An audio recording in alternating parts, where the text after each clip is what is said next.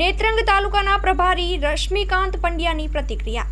ભરૂચ જિલ્લા ભારતીય જનતા પાર્ટીના આગેવાન અને નેત્રંગ તાલુકાના પ્રભારી એવા રશ્મિકાંત પંડ્યા જેમણે પોતાની પ્રતિક્રિયા વ્યક્ત કરી. Report by Paresh Pandya. આજરોજ ગુજરાતની 68 જેટલી નગરપાલિકાઓના પરિણામ આજે આવી રહ્યા છે. એમાં 55 નગરપાલિકાના પરિણામ એ ભારતીય જનતા પાર્ટીની ભવ્ય જીત બતાવી રહ્યું છે. તો આ જીત એ આ ગુજરાતની જનતાની જીત છે. મોદી સાહેબના કામોની જીત છે. ગુજરાત સરકારના ભૂપેન્દ્રભાઈ પટેલની સરકારના કામોની જીત છે.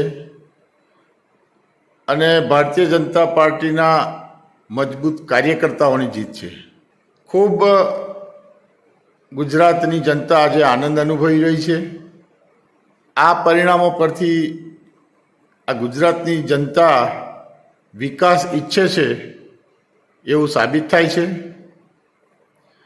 અગાઉના પરિણામો પણ આપણે દિલ્હીના ને જોયા છે.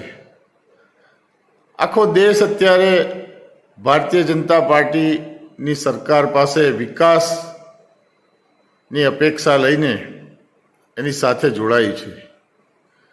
અને એમણે ભારતીય જનતા પાર્ટીનો વિકાસ પણ જોયો છે. એના આધારે આ પરિણામો ભારતીય જનતા પાર્ટી તરફ આવી રહ્યા છે.